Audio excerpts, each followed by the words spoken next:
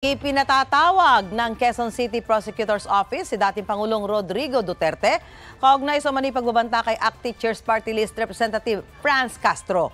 Sa inilabas na subpoena, pinaharap sina Duterte at Castro sa piskalya sa December 4 at 11. Kaugnay ito sa isinampang reklamong grave threats ni Castro laban kay Duterte dahil sa mga pahayag ng dating Pangulo sa isang TV program na lagi umano sa alanganin ng buhay ng kongresista. Sinisika pa ng GMA Integrated News na kunin ang pahayag ng kampo ni Duterte. Ikinagalak naman ni Castro ang paggulong ng kaso. Kauna-unahang subpina niya ito at kauna-unahang kaso niya ito after na siya ay mag-step down.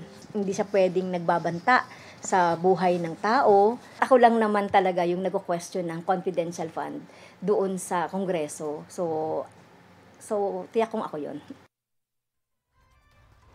Mauna ka sa mga balita, bisitahin at mag-subscribe sa GMA Integrated News sa YouTube. Sa mga kapuso abroad, samahan nyo kami sa GMA Pinoy TV at sa www.gmanews.tv.